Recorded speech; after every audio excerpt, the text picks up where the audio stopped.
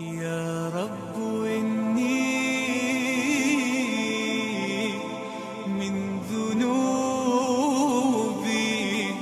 في وجال.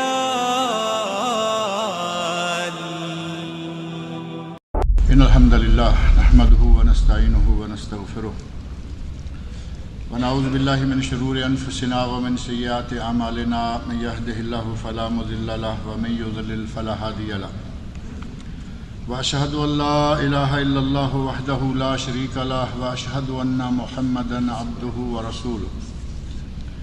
أما بعد فإن خير الحديث كتاب الله وخير الهدي هدي محمد صلى الله عليه وسلم وشر الأمور محدثاتها وكل محدثة بدعة وكل بدعة ضلالة وكل ضلالة في النار. رب اشرح لي صدري ويسر لي أمري واحلل عقدة من لساني يفقهوا قولي. رب أعوذ بك من همزات الشياطين وأعوذ بك رب أن يحضرون. أعوذ بالله السميع العليم من الشيطان الرجيم. كل نفس ذائقة الموت وإنما توفون أجوركم يوم القيامة فمن زحزح عن النار وأدخل الجنة فقد فاز وما الحياة الدنيا إلا متاع الغرور. سورۃ آل عمران آیت 185 میں نے آپ کے سامنے پڑھی ہے. اس میں اللہ رب العزت نے ارشاد فرمایا ہے کل نفس ذائقۃ الموت. ہر نفس نے موت کو چکھنا ہے. موت وہ پیالہ ہے جسے کہ ہر کسی نے لازماً پینا ہے. وَإِنَّمَا تُوَفَّوْنَ أُجُورَكُمْ يَوْمَ الْقِيَامَةِ. قیامت کے دن تمہیں تمہارے تمام اعمال کا مکمل بدلہ دیا جائے گا. کسی قسم کی کوئی کمی بیشی نہیں کی جائے گی. فَمَنْ زُحْزِحَ عَنِ النَّارِ وَأُدْخِلَ الْجَنَّةَ فقد فاز. جو جہنم سے بچا دیا گیا اور جنت میں داخل کر دیا گیا فقد فاز، وہ کامیاب ہو گیا، اس نے فوز و فلاح پا لی. وَمَا الْحَيَاةُ الدُّنْيَا إِلَّا مَتَاعُ الْغُرُورِ. اور یہ دنیا کی زندگی یہ تو دھوکے کا سامان ہے، یہ تو محض دھوکے کی ٹٹی ہے. اللہ رب العزت نے ہمیں یہ بتایا ہے کہ یہ دنیا ہمیشہ رہنے والی نہیں ہے.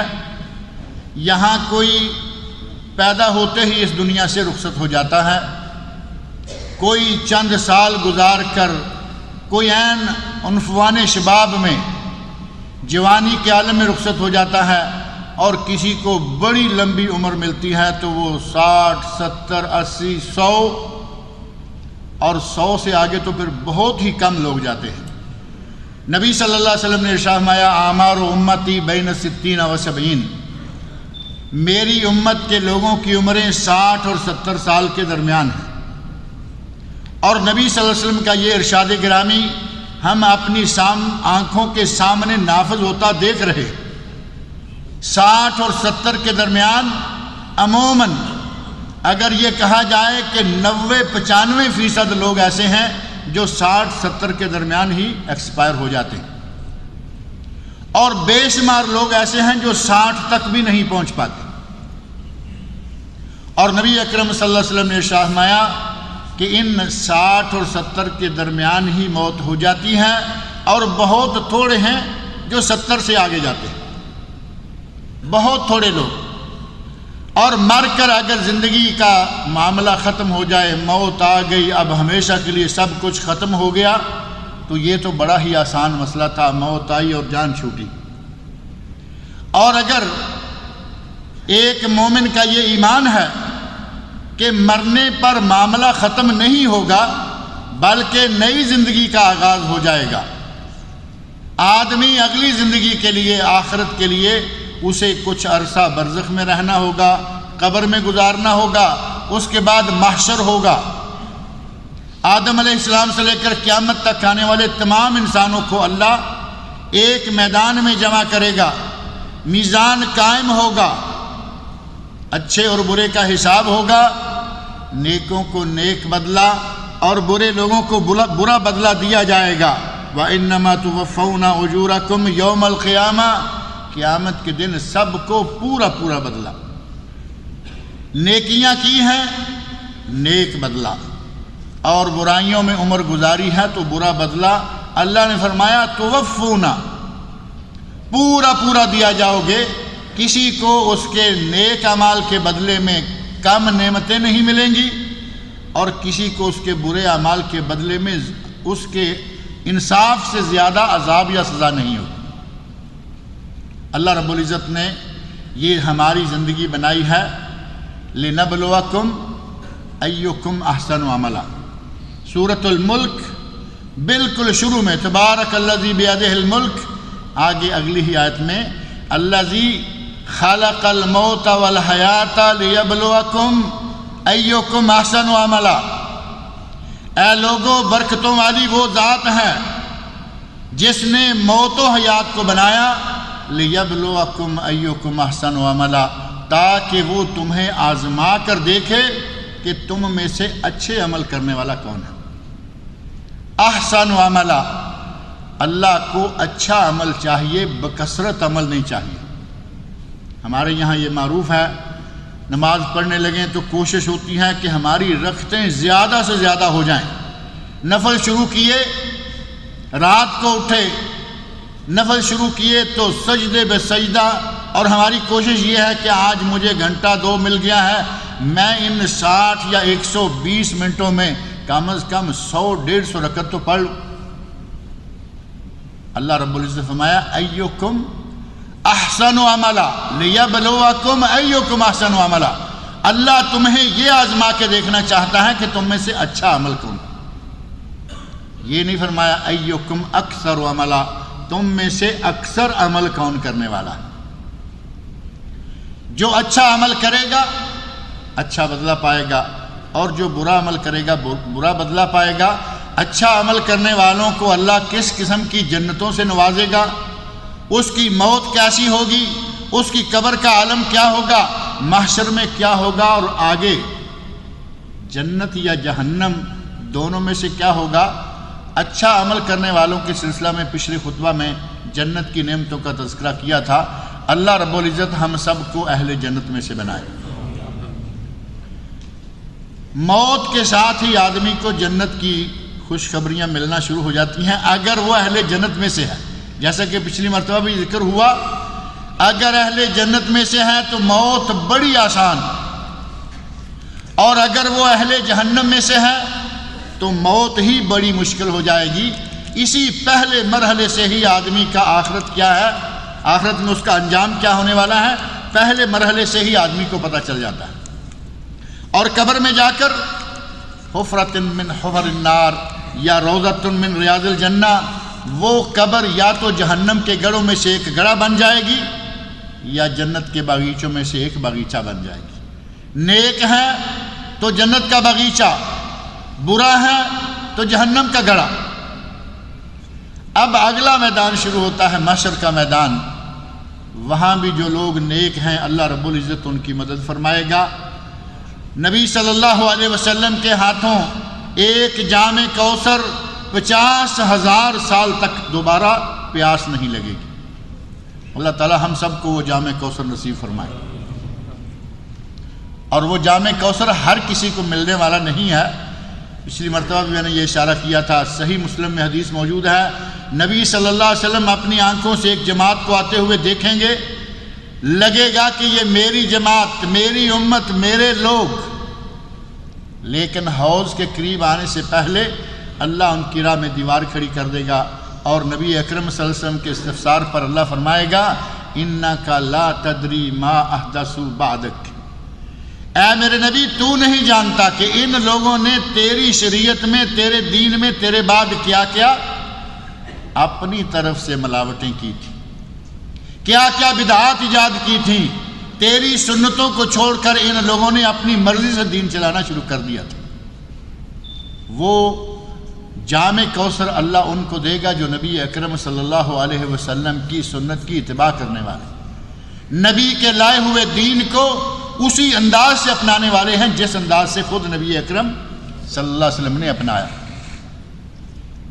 جام کوثر مل گیا 50,000 سال، گویا کہ سمجھیں بیڑا پار ہو گیا انشاءاللہ۔ اللہ تعالی ہم سب کو نصیب فرمائے۔ اگر جام کوثر ملا تو الحمدللہ، اور اگر جام کوثر ہی نہیں ملا تو اگلی منزلیں اور مشکل ہو جائیں گی۔ اگر کہیں دوسری طرف جانا پڑا، اللہ تعالی ہم سب کو محفوظ رکھے۔ نبی اکرم صلی اللہ علیہ وسلم نے حتیٰ کہ خود قرآن کریم میں اللہ رب العزت نے جہنم کا بڑی کثرت کے ساتھ تذکرہ فرمایا ہے کہ جہنم کیا ہے، اس سے بچ جاؤ، جنت کیا ہے، اس کی طرف رغبت کرو۔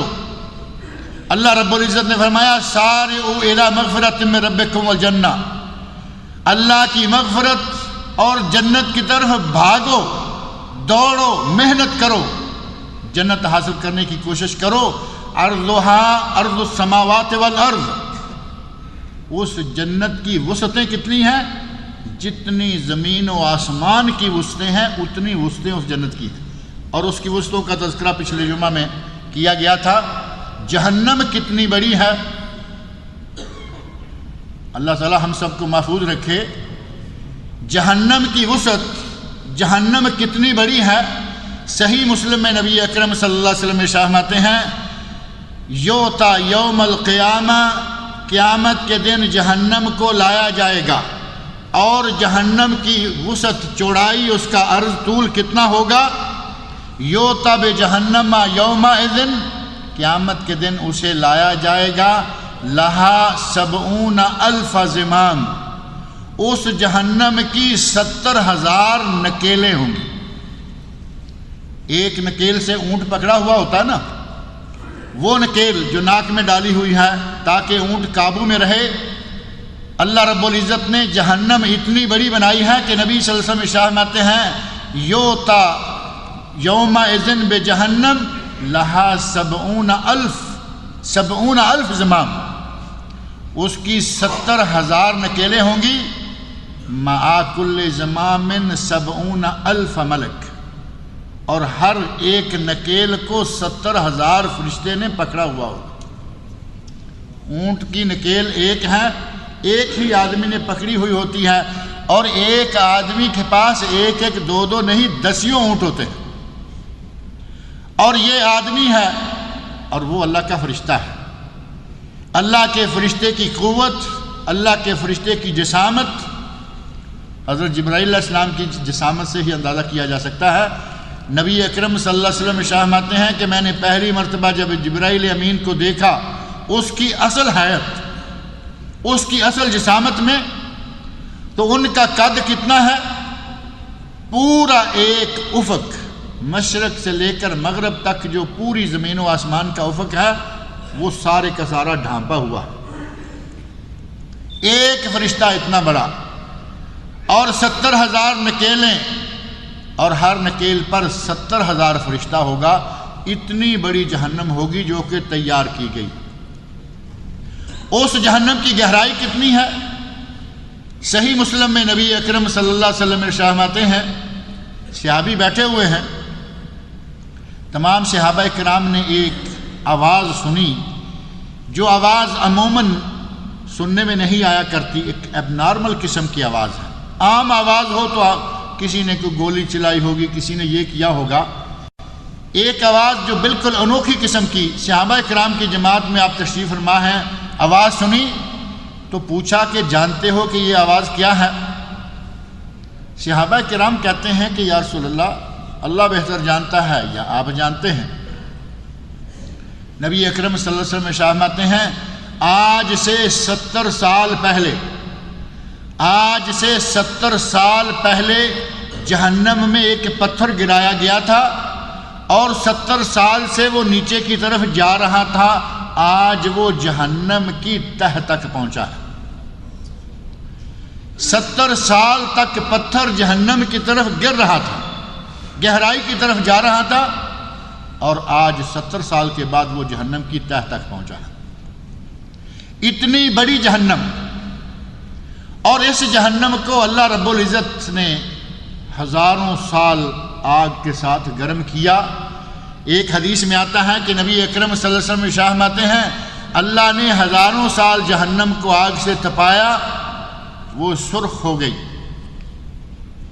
پھر ہزاروں سال جہنم کو آگ سے گرم کیا تو اس سرخی کا رنگ سیاہی میں بدل گیا، گرمی کی شدت انتہا کو پہنچ گئی، حتیٰ کہ گرمی نے، جہنم نے خود اللہ رب العزت سے درخواست کی، اے اللہ میرے بعض حصوں کو کھا رہے ہیں، اتنی گرمی ہو گئی ہے کہ میرے بعض حصوں کو تنگ کر رہے ہیں۔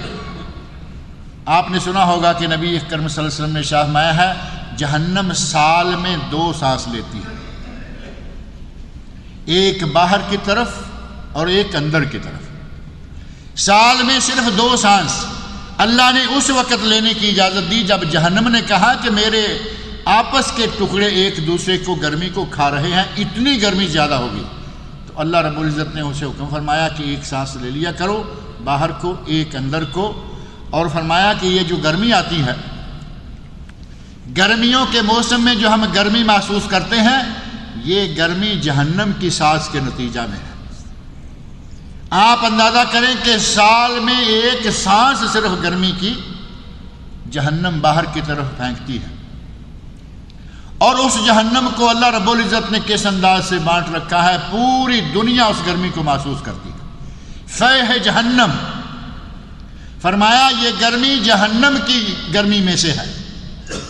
اور پھر دوسرے انداز سے نبی اکرم صلی اللہ علیہ وسلم نے ہمیں سمجھایا، فرمایا کہ یہ دنیا کی آگ جو تم جلاتے ہو، اس آگ سے جہنم کی گرمی 70 گنا زیادہ ہے۔ یہ آگ جس سے ہم ہنڈیا پکاتے ہیں، یہ آگ جس سے ہم لوہا تک کو پانی کر لیتے ہیں، یہ آگ ہی نا جس کی گرمی کے نتیجہ میں لوہا پانی کی طرح بہنا شروع ہو جاتا ہے۔ بڑی بٹیوں میں، انڈسٹریوں میں، فیکٹریوں میں لوہا بھی پانی کی طرح بہ نکلتا ہے، یہ بھی آگ ہی ہے۔ اور ہماری طاقت کتنی ہے، ہم ایک لمحہ کے لیے اپنے ہاتھ پر، ہتھیلی پر ایک لمحہ کے لیے آگ کا انگارہ برداشت نہیں کر سکتے، اور اس آگ کے چھوٹے سے انگارے کو جو صرف اتنا ہے کہ ہاتھ پر لمحہ بھر کے لیے برداشت نہیں کر سکتے، اگر کسی کو اس آگ کے الاؤ میں پھینک دیا جائے تو کیا وہ ایک لمحہ گزارا کر سکے گا؟ اس کا ایک لمحہ کے لیے بھی اس آگ سے گزارا نہیں ہوگا، اس کے لیے یہ برداشت نہیں ہوگی۔ نبی صلی اللہ علیہ وسلم ارشاد فرماتے ہیں کہ اس سے بھی 70 گنا زیادہ گرم ہے ہوا۔ صحابہ کرام کہتے ہیں یا رسول اللہ یہ تو اتنی ہی ہوتی تو ہمارے بس سے باہر ہے، یہی کافی تھی۔ نبی صلی اللہ علیہ وسلم ارشاد فرماتے ہیں 69 گنا زیادہ گرم اس کو کیا گیا، اور ہر گنا، ہر جز 70 اجزاء زیادہ، 69 اجزاء زیادہ ہیں، ہر جز اتنا ہی گرم ہے جتنا یہ تمہاری دنیا کی آگ ہے۔ گویا اس سے 70 گنا زیادہ گرم جہنم ہے۔ اللہ رب العزت ہمیں اس سے محفوظ رکھے۔ ہم ہاتھ پہ، انگلی پہ، پاؤں پہ، جسم کے کسی حصے پہ ایک لمحہ کے لیے آگ کا ایک ذرہ، کوئی کسی کے ہاتھ کا سگریٹ ایسے لگ جائے جاتے ہوئے آتے ہوئے، کئی لوگوں کو عادت ہے نا سڑک چلتے ہوئے بھی دھواں چھوڑتے جا رہے ہیں، پرانے گاڑیوں کے انجن کی طرح منہ سے دھواں نکل رہا ہے زور سے، اور پھر کئی لوگوں کو عادت ہوتی ہے بڑے مزے سے یہاں سگریٹ ایسے لٹکائی ہوئی ہے اور ہاتھ بھی چلائے جا رہے ہیں، کسی کا کپڑا جلا دیا، کسی کا ہاتھ جلا دیا، صرف ایسے جھٹکا کسی کے سگریٹ کا ہاتھ کو لگ جائے وہ برداشت نہیں ہوتا۔ اور اگر 70 گنا زیادہ آگ میں کوئی پھینک دیا جائے، اللہ تعالیٰ مجھے اور آپ سب لوگوں کو اس جہنم سے محفوظ رکھے۔ اور وہ جہنم ایسی نہیں ہے کہ کوئی اس سے کہے گا کہ میں اپنی ضرورت سے، اپنی جان سے بچ جاؤں گا، ادھر آگ جل رہی ہوگی میں ادھر بھاگ جاؤں گا، یہ کوئی بات نہیں ہے۔ جہنم میں جسے اللہ ڈال دے گا اس پر اس انداز سے آگ کو بند کر دے گا کہ جس جگہ وہ بند ہے، آگ کے جس الاؤ میں، جہنم کے جس حصے میں وہ بند ہوگا اس میں نہ ہوا آ رہی ہے نہ باہر جا رہی ہے۔ علیہم نار موصدہ، 30واں سپارہ قرآن کریم۔ جہنم کو ان پر بند کر دیا جائے گا، باہر سے ٹھنڈی ہوا اندر نہ آ پائے گی، اندر سے آگ کی گرمی باہر نہ جا پائے گی۔ جس گرمی کے جس درجہ حرارت میں پھینکا جائے گا اسی میں رہے گا۔ نبی اکرم صلی اللہ علیہ وسلم ارشاد فرماتے ہیں کہ اہل جہنم میں سے کچھ لوگ اپنے پاؤں کے ٹخنوں تک جہنم میں ہوں گے، پاؤں کے ٹخنوں تک۔ کچھ لوگ وہ ہیں جو اپنی کمر تک جہنم کی آگ میں ڈوبے ہوئے ہوں گے، اور کچھ لوگ وہ ہیں جن کو آگ ان کی گردنوں تک پہنچی ہوئی ہوگی۔ ٹخنوں والے کا عالم کیا ہوگا؟ نبی اکرم صلی اللہ علیہ وسلم ارشاد فرماتے ہیں کہ اہل جہنم میں سے سب سے کم ترین عذاب میرے چچا کو ہوگا۔ ابو طالب جو نبی اکرم صلی اللہ علیہ وسلم کے چچا ہیں، جنہوں نے نبی اکرم صلی اللہ علیہ وسلم کی بہت تائید کی، بہت تعاون کیا، آپ فرماتے ہیں کہ اہل جہنم میں سے سب سے کم ترین عذاب میرے اس چچا کو ہوگا۔ اور وہ کم ترین عذاب کتنا ہوگا؟ ان کو جہنم کے آگ کا جوتا پہنا دیا جائے گا، اور بعض روایات میں ہے کہ جہنم ان کے پاؤں کے ٹخنوں تک ہوگی۔ جو دوسری اس حدیث میں جو میں ذکر کر رہا ہوں، کچھ لوگوں کو جہنم کی آگ پاؤں کے ٹخنوں تک پہنچے گی، اور انہی میں سے سمجھ لیں کہ نبی اکرم صلی اللہ علیہ وسلم کے چچا ہیں جن کا عذاب ان لوگوں سے بھی کم ہے۔ سب سے کم ترین عذاب یہ ہے کہ انہیں جہنم کا جوتا پہنا دیا جائے گا، یا جہنم ان کے ٹخنوں تک آ جائے گی، اور اس کی گرمی سے ان کا دماغ یوں کھولے گا جس طرح کی آگ پر، چولہے پر ہنڈیا کھولتی ہے۔ اندازہ فرمائیں کہ یہ سب سے کم ترین عذاب ہے، سب سے تھوڑا عذاب جسے ملے گا وہ یہ ہوگا، اور جسے اٹھا کے پورے کا پورا ہی جہنم میں پھینک دیا گیا اس کا اب کیا ہوگا؟ اللہ تعالی ہم سب کو محفوظ رکھے۔ جہنم اور جنت کا ایک مکالمہ حدیث شریف میں آتا ہے۔ نبی اکرم صلی اللہ علیہ وسلم ارشاد فرماتے ہیں، صحیح بخاری اور صحیح مسلم کی حدیث، جہنم اور جنت کا آپس میں ایک مکالمہ ہو گیا۔ جہنم کہتی ہے کہ مجھ میں بڑے بڑے سردار، بڑے بڑے چوہدری، بڑے بڑے متکبر، بڑے بڑے مغرور، جتنے بڑے بڑے لوگ ہوں گے وہ مجھ میں آئیں۔ ان میں سے ظاہر ہے کہ متکبر اور متجبر، جابر، ظالم اور جابر قسم کے لوگ، جہنم کہہ رہی ہے کہ وہ سب مجھ میں آئیں گے۔ جنت کہتی ہے کوئی بات نہیں، مجھ میں تو اللہ غریبوں کو، مسکینوں کو، لیکن نیک لوگوں کو بھیجے گا۔ اللہ رب العزت ان دونوں کے مکالمے کو سن کے فرماتے ہیں کہ تم دونوں ہی یہ بات ذہن میں رکھو کہ تم دونوں کو بھرا جائے گا، جنت کو اہل جنت سے، جہنم کو اہل جہنم سے۔ فرمایا کہ تم دونوں کو اتنا ملے گا کہ تم پورے بھر جاؤ گے۔ جنت کے لیے اللہ رب العزت مخلوق تیار کی ہوئی ہے، کرے گا، وہ جنت کو بھر دیں گے، لیکن جہنم مسلسل کہہ رہی ہے، حل من مزید، حل من مزید، اور چاہیے، اور چاہیے، اور چاہیے، حتی یضع اللہ سبحانہ و تعالی رجلہ، اللہ رب العزت اپنا قدم مبارک رکھیں گے۔ یہاں میں نے پہلے ایک مرتبہ ذکر کیا تھا، بعض لوگ انکار کر دیتے ہیں جی ید اللہ علی الجماع، اللہ کا جماعت پر ہاتھ ہے، کہیں گے اس سے مراد تعاون ہے۔ اللہ کا ہاتھ کہنا صحیح نہیں، تعاون مراد ہے، مدد مراد ہے۔ میرے بھائی یہاں تعاون مراد ہے، مدد مراد ہے صحیح بخاری کی اور صحیح مسلم کی حدیث، بخاری اور مسلم کی حدیث۔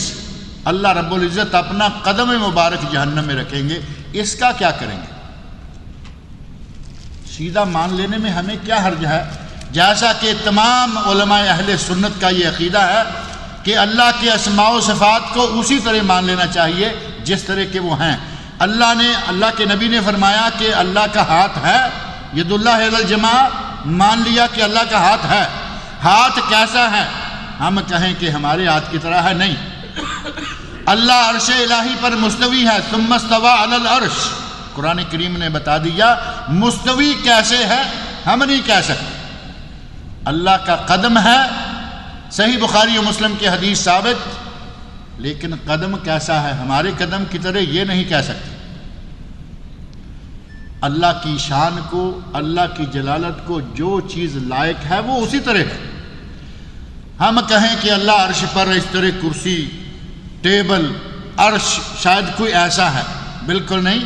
لیسا کمثلہ شیء، قرآن کریم میں اللہ نے فرمایا کہ اس کی مثال کوئی نہیں، اس کی مثال دنیا میں کوئی چیز نہیں، نہ کسی چیز کے ساتھ اس کی مثال دی جا سکتی۔ امام مالک رحمۃ اللہ علیہ کہتے ہیں الاستواء معلوم ثم استوى علی العرش کے بارے میں کہا کہ اللہ عرش پر کیسے مستوی ہے، کیسے اللہ عرش پر ہے، تو انہوں نے کہا الاستواء معلوم، استواء تو معلوم ہے، والکیف مجہول، اس کی کیفیت کیا ہے، اللہ کس طرح مستوی ہے یہ مجہول ہے، نامعلوم ہے۔ والایمان بہ واجب، اور ہمارا یہ ایمان رکھنا واجب ہے کہ اللہ عرش پر مستوی ہے۔ والسؤال عنہ بدعہ، اگر کوئی یہ سوال کرے کہ اللہ کس طرح مستوی ہے، یہ سوال کرنا بدعت ہے، ناجائز۔ اسی طرح اللہ کا قدم ہے، جہنم بار بار کہے گی یا اللہ ہمیں اور چاہیے، یا اللہ بھی اور چاہیے، یا اللہ بھی اور چاہیے، بالآخر اللہ رب العزت اپنا قدم مبارک جہنم میں رکھیں گے تو جہنم آواز دے گی۔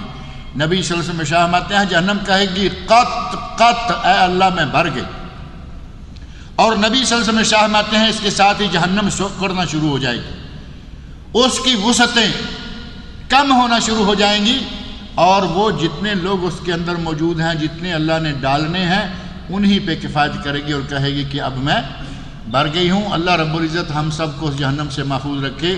اتنی بڑی جہنم اور آوازیں لگا رہی ہے کہ آؤ آنے دو، ابھی میں بھری نہیں گئی، مجھے ابھی اور چاہیے۔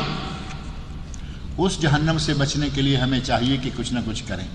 نبی اکرم صلی اللہ علیہ وسلم بیٹھے ہوئے ہیں صحابہ کرام کے اندر، آپ کی نگاہ ایک جگہ جم گئی، اور پھر آپ نے ارشاد فرمایا کہ بندہ اپنی دائیں طرف دیکھے گا تو اسے اپنے اعمال نظر آئیں گے، بائیں طرف دیکھے گا اسے اپنے اعمال نظر آئیں گے، آگے دیکھے گا اسے اپنے اعمال نظر آئیں گے۔ قیامت کے دن اگر جہنم سے بچنا ہے تو کوشش کر کے بچ جاؤ۔ اتقوا النار ولو بشق تمرہ، اگر کسی کے پاس زیادہ نہیں ہے، مال و دولت زیادہ نہیں خرچ نہیں کر سکتا، کم از کم ایک کھجور، اور اگر کھجور نہیں تو کھجور کا آدھا حصہ اپنے منہ میں ڈال لو، آدھا کسی کو دے دو، ولو بشق تمرہ۔ اور کھجور اگر اس انداز سے کوئی اپنے گھر والوں کو بھی کھلا دے، تنگی اور ترشی، تکلیف، تنگ دستی کی عالم میں اپنے گھر والوں کو بھی اس طرح کھجور کھانا جنت کا باعث بن جاتا ہے۔ ایک عورت نبی صلی اللہ علیہ وسلم کے پاس آئی، اس کے ساتھ 2 بیٹیاں ہیں، ایک وہ خود ہے اور اس کے پاس 3 کھجوریں ہیں کل۔ ام المومنین حضرت عائشہ صدیقہ بیان کرتی ہیں کہ 2 بیٹیاں، ایک خود، 3 کھجوریں، ایک ایک کھجور دونوں بیٹیوں کو دے دی اور ایک اس نے اپنے لیے رکھ لی کہ یہ میں کھاتی ہوں۔ بیٹیوں نے کھجوریں کھا لیں، تھوڑی دیر گزری تو بیٹیوں کا جی چاہا، جیسے بچوں کی عادت ہوتی ہے، اماں یہ کھجور ہمیں دے دو۔ کسی بیٹی نے مانگی، اماں نے کھجور کے 2 حصے کیے، گٹھلی نکالی، ایک حصہ اس کو دے دیا، ایک حصہ اس کو دے دیا۔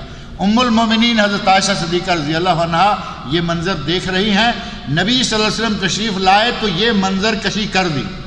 کہا یا رسول اللہ آج ایک خاتون آئی تھی، 2 بچیاں، 3 کھجوریں، اس طرح اس نے کیا۔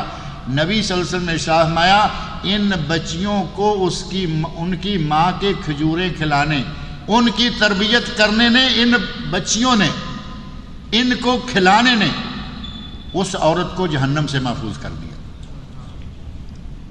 اللہ رب العزت اگر کسی کو زیادہ دے تو اللہ کی راہ میں زیادہ دیں، کم دے تو کم دیں، لیکن کچھ نہ کچھ، ولو بشق تمرہ، زیادہ نہیں تو کم از کم کھجور، 1 ریال، 2 ریال، آپ لاکھوں اگر نہیں دیتے تو 1 2 4 5 10 ریال دیتے رہا کریں۔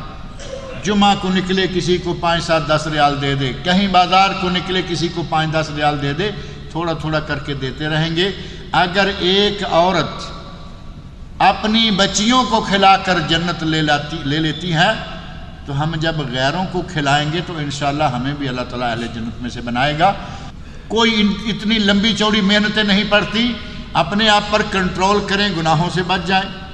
گناہوں سے بچنا بڑا آسان ہے، گناہوں سے بچنا آسان ہے، اور تھوڑی سی کوشش کریں، 5 وقتہ نماز پڑھا کریں، پڑوسی کو تنگ نہ کریں، جانوروں کے ساتھ بھی رحم دلی سے پیش آئیں، کوئی اتنا لمبا کام نہیں، بس توجہ چاہیے، دل میں یہ خلوص ہو کہ یا اللہ یہ جو کچھ کر رہا ہوں اگر برے کاموں سے بچ رہا ہوں تو تیری جنت لینے کے لیے، اور اگر کوئی اچھا کام کرتا ہوں تو تیری جہنم سے بچنے کے لیے۔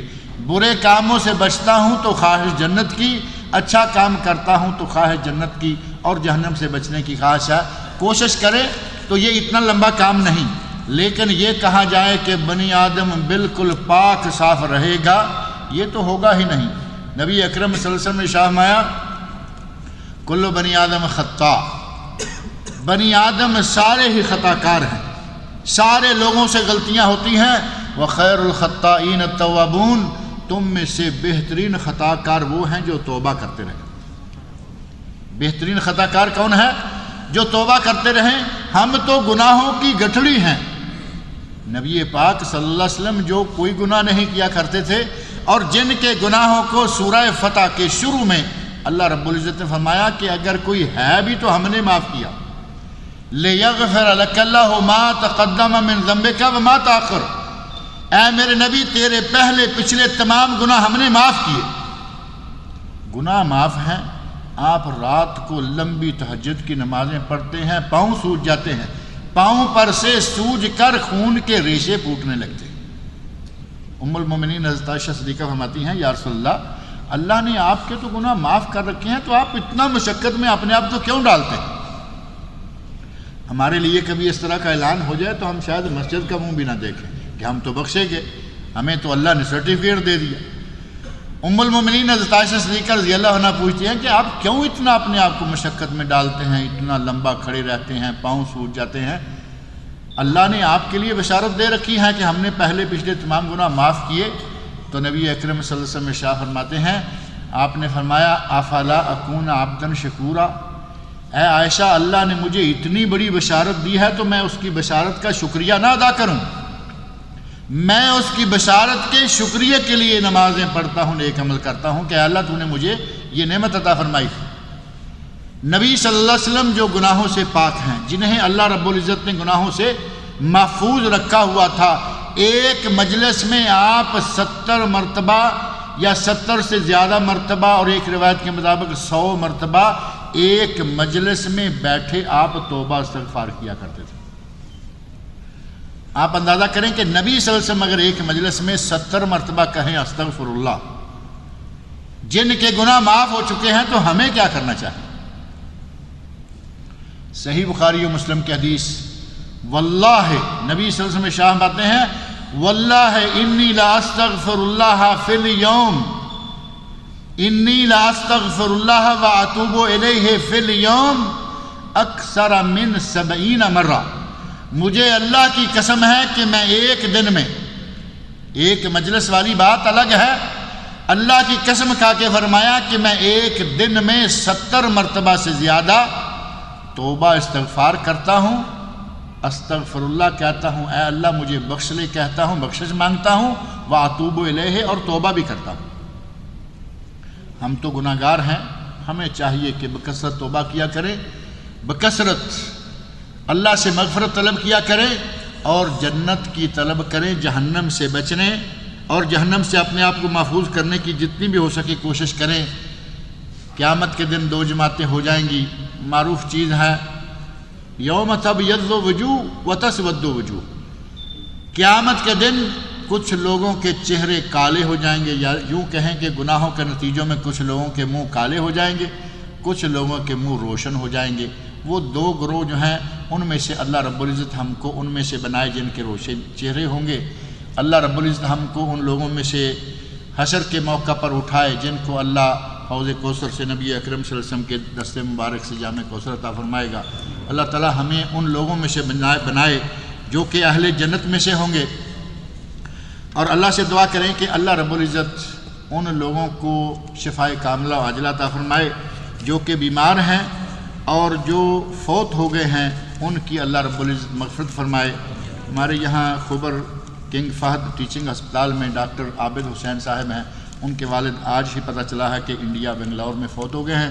دعا کریں کہ اللہ رب العزت ان کی مغفرت فرمائے، ان کی بشری کوتاہیوں کو اللہ تعالیٰ معاف کرے، اللہ تعالیٰ ان کو جنت الفردوس میں اعلیٰ مقام عطا فرمائے۔ اسی طرح بہت سارے مسلمان ہماری خوش دامن صاحبہ ہیں اور ہمارے ایک ہم زلف کی والدہ ہیں، اللہ رب العزت ان کو بھی شفائے کاملہ عاجلہ عطا فرمائے۔ ایک کافی بیمار ہیں اور جو ہمارے ہم زلف کی والدہ ہیں ان کو فالج ہو گیا ہے گجرانوالہ میں، اللہ تعالیٰ ان کو بھی شفائے کاملہ عاجلہ عطا فرمائے۔ اور بھی جتنے مریض ہیں، جتنے بیمار ہیں، سب کے لیے دعا کریں کہ اللہ تعالیٰ تمام بیماروں کو شفائے کاملہ عاجلہ عطا فرمائے۔ لکھا ہے کہ واجب الوتر کی 3 رکعت نماز بہت سے آدمی 1 رکعت پڑھتے ہیں، کیا یہ صحیح ہے؟ پہلی بات تو یہ کہ واجب الوتر کچھ لوگوں نے کہا ہے، صحیح بات یہ ہے کہ وتر سنت مؤکدہ ہے اور اس کو واجب کہنا 4 ائمہ میں سے صرف ایک امام نے کہا واجب الوتر، جو امام ابو حنیفہ رحمۃ اللہ علیہ ہے۔ باقی 3 امام ابو حنیفہ کے علاوہ امام مالک، امام شافعی، امام احمد بن حنبل رحمۃ اللہ علیہ مجمعین، ان سب کے نزدیک وتر سنت مؤکدہ ہیں، عام سنت مؤکدہ سے بھی زیادہ مؤکدہ ہیں۔ اور وتر واجب اگر واجب بھی مان لیتے ہیں تو بھی کوئی حرج نہیں، رہا معاملہ یہ کہ کیا 1 رکعت وتر پڑھی جا سکتی ہے یا نہیں۔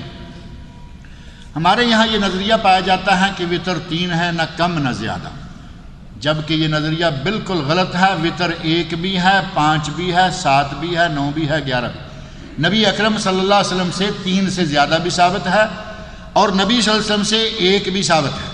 صحیح مسلم میں حدیث موجود ہے، صحیح سند کے ساتھ بعض دیگر کتب میں حدیث موجود ہے۔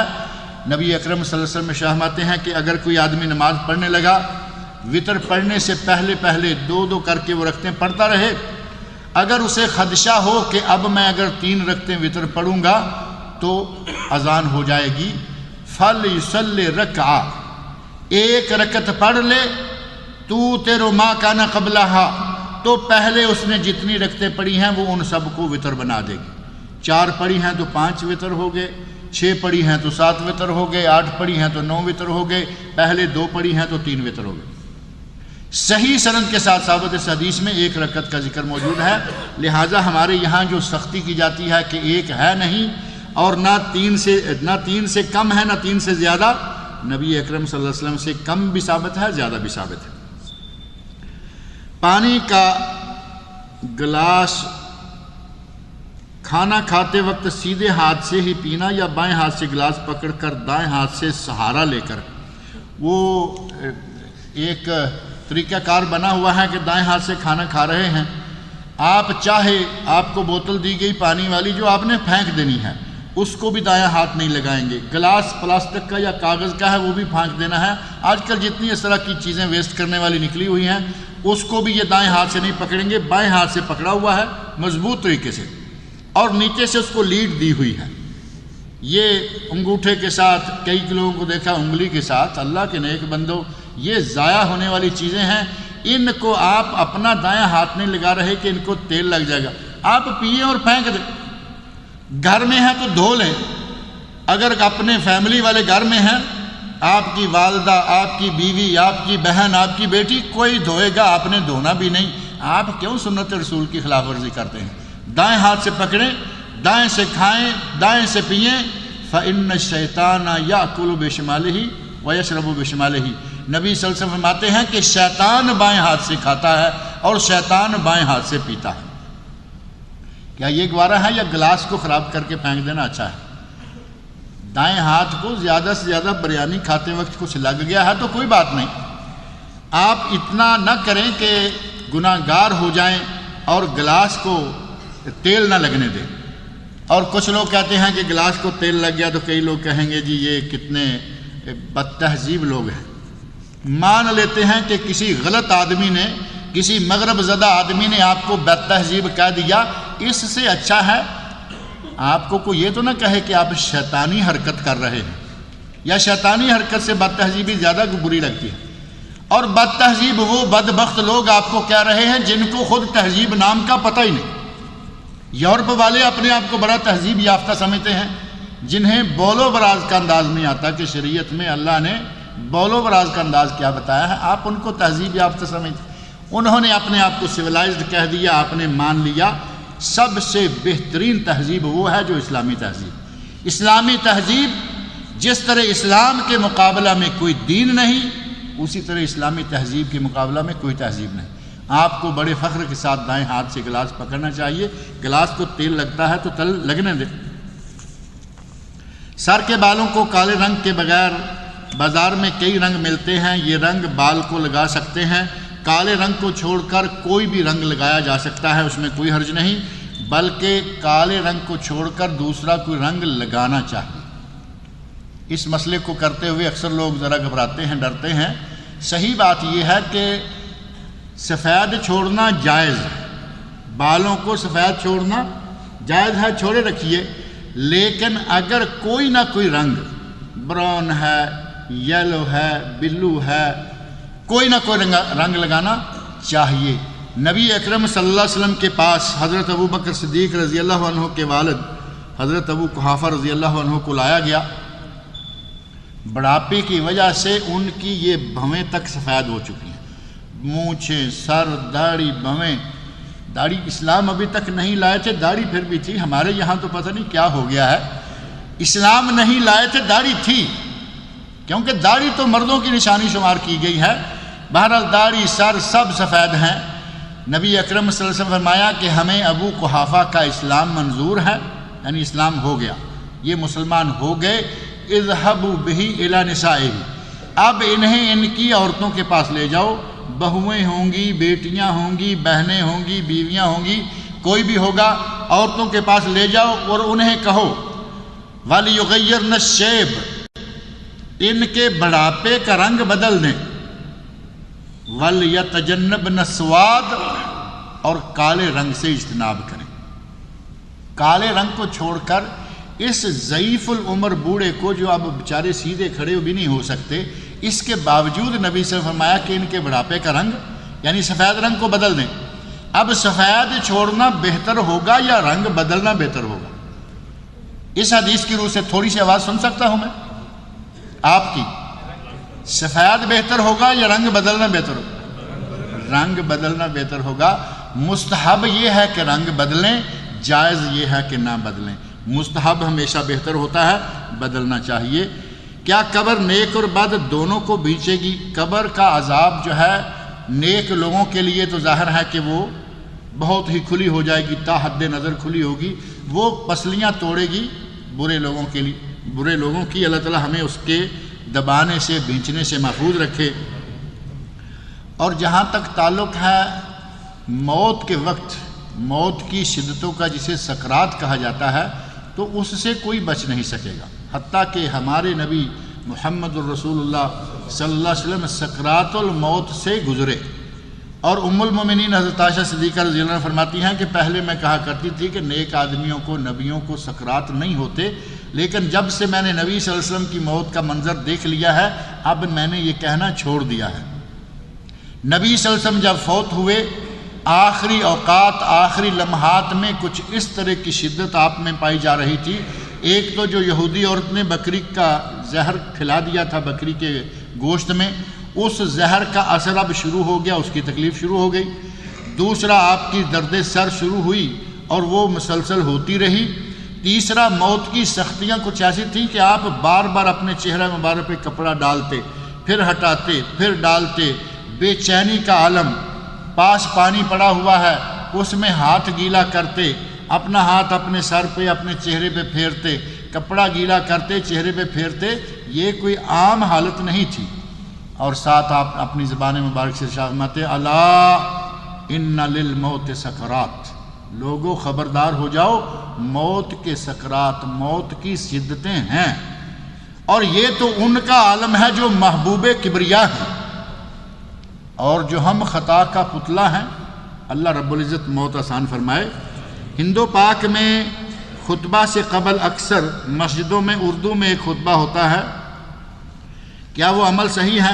ہمارے ہندو پاک میں لوگوں نے 3 خطبے کر دیے ہیں. سنت رسول 2 خطبے تھے, 2 خطبے ہونے چاہیے. یہاں بھی آپ نے دیکھا ایک خطبہ ہوتا ہے, امام بیٹھتا ہے, پھر اٹھتا ہے, دوسرا خطبہ ہوتا ہے. جمعہ ختم ہو گیا، ہمارے پاک و ہند کے علماء کرام نے اپنی طرف سے خطبہ ڈال دیا ہے جو اردو کا خطبہ ہے۔ اگر مسنون انداز سے، یہاں اردو والے خطبے بھی ہو رہے ہیں مختلف جگہوں پر، مسنون انداز سے خطبہ دیں اور جو عربی کی آپ نے آیات حدیث پڑھی ہیں اس کا اردو میں ترجمہ کر دیں، اب بیٹھ جائیں، پھر آپ اٹھیں اور دوسرا مسنون خطبہ پڑھیں، کوئی اس میں حرج والی بات نہیں ہے۔ ہمارے لوگ ایک اڑی پر اڑ جاتے ہیں، ایسی سوئی پھر اٹکتی ہے کہ چاہے کچھ بھی ہوتا رہے وہ سوئی اپنی جگہ سے نہیں ہٹتی۔